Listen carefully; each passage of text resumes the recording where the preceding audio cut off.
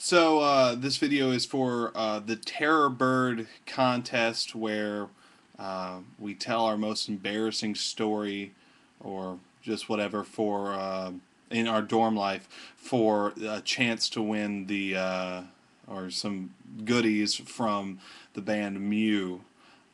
So to begin, it was sophomore year of college that me, Zach, Jake, and Caleb were living in a suite together.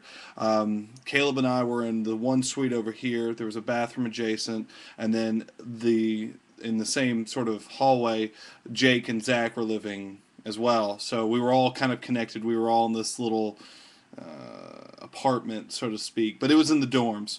And one night, Jake came in and he had a fog machine. He didn't know if it worked or not, and he was just messing around with it, poking it and stuff. And he brought it into his room, and was just talking about it. And Caleb and I were playing Resident Evil 5 at the time. That game was good, but yeah, he and I were playing Resident Evil 5, and Jake had plugged in his fog machine in the other room, and Zach was taking a poo at the time, and he plugged it in and was like, "Oh man, it doesn't work." And he came in and started talking to us about how he was upset that the fog machine didn't work or whatever. He wanted to use it for a party some later night or whatever, and suddenly um, we noticed some like noise going shh, shh. We first thought it was the game because some of the zombies come out and they kind of do that shh, shh noise, but then then smoke started billowing through the room, and of course Jake goes shit shit shit shit shit and runs into the other room. Caleb runs into the other room to just kind of laugh at him. I'm sitting in my chair. I'm just crying with tears because I know that this is going to be hilarious. And so Jake goes in there, and I'm being told from Caleb what happened because I didn't necessarily see it myself. But Jake had taken a blanket and was literally like trying to capture the smoke and keep it in the room, but Zach was actually screaming from the bathroom, "What's going on? I don't understand!" And the alarm went off. The fire alarm went off. The fog had actually set it off. And so Zach comes bursting out of the room, goes, "Where are my keys? I gotta get the fuck out of here." And he couldn't find his keys, and he was just like randomly searching for it. And I'm going, "Shit, shit, shit, shit. I don't want to get blamed for this. I don't want to get blamed for this." And so whenever a fire alarm goes off in the dorm, everybody has to leave the dorm and go to the student union building and then get checked in or get sign some piece of paper saying, "I was here. I'm not harmed." And so everybody's filing out of the hallway to go to the student union building, and Jake unplugs his machine, waves as much smoke as he can out of the room, and throws his fog machine into his closet and like throws a T-shirt on it, like that's gonna really hide it. But so everybody's like poking their heads out the room, going outside, filing out, trying to do the right thing. And our friend Austin comes running up. "Oh God, I touched a fire door and it went off," because on our in our dorms there are a lot of doors that say "Do not open in case of a fire." Well, Austin, as soon as he had pressed against that door, the fire alarm went off, and he thought he was the reason why the fire alarm was going off, and so he was freaking out.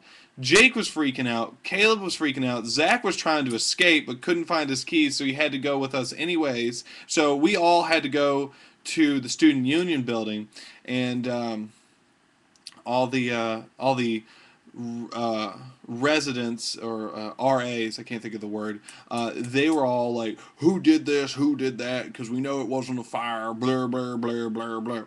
But Jake was kind of an adult, and he went up to him and said, "Yeah, this happened over here." And somehow or another, I'm not completely sure, but I got dragged over to the RAs, and they were like, "Why was there a fog machine in your room?" Well, it wasn't in my room. It was in Jake's room. Well, you gotta sign this piece of paper, and on the piece of paper it said, you know, fog. You know, I'm paraphrasing here, but like fog machine had gone off in Caz's room. And my friend Costas was standing next to me. He says, "Don't sign that, or they'll blame it on you, and you have to suffer the consequences." And he was right. And the RA was like, "No, no, just sign it. It'll be fine." So Costas and the RAs began to have an argument right there and then, just completely yelling at each other over whether I should sign this document. Finally, another RA from another dorm just came up, rewrote the whole thing, and said Jake had a Jake had a fog machine in his room, and he set it off. Then I signed it, and so we all go back to our room. At some point, Zach had actually managed to get away from our group. I say get away, but I mean he separated from our group, and he had gotten to the dorms first before us. And our RAs, Roland and Jason, were standing there, and you know, Roland is this big scary dude. He has this huge beard, long hair, and I mean, he's a big man, and he's scary, and he doesn't say anything. He just stares directly at you, and it's kind of intimidating. So Zach, as he refers to it, he slipped the beans. Instead of spilled the beans, slipped the beans. He slipped the beans to Roland, and he was like, "Oh, it was all Jake's fault. No, no, no. It was all this." And he just basically ratted out Jake right there and then.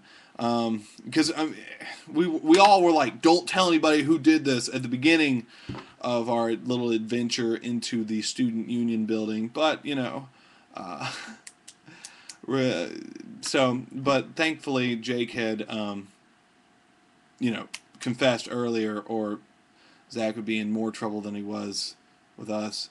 But so we all go back to our room. Roland and Jason give us the reprimand of the day. And then at the end of the night, DPS, our Department of Public Security, they came and they took away his fog machine. And then later I found out Jake was summoned to the school court. I think it's called honor court or something else. And he had to take a Saturday and do community service for 3 or 4 hours. So yeah, I guess that's our most embarrassing story, because for the next 2 months, almost everybody in James knew it was us, and we're fairly pissed. Because, and I think I forgot to mention this, all this really happened at around 10 or 11 at night. So people were either going to bed, doing their homework, or, I don't know, screwing around. So anyways, I think wow, that was 8:30. It's taken me a long time to actually tell you this story. I hope this counts towards a video or whatever. I hope this can win me some stuff. I like Mew a lot. So anyways, this is Kaz from KSCL Shreveport, 91.3 FM, Centenary College Radio, and this has been my most embarrassing dorm life story in order to win at the Mew contest. So thanks for listening to nearly 10 minutes of me rambling about my story. All right, thanks.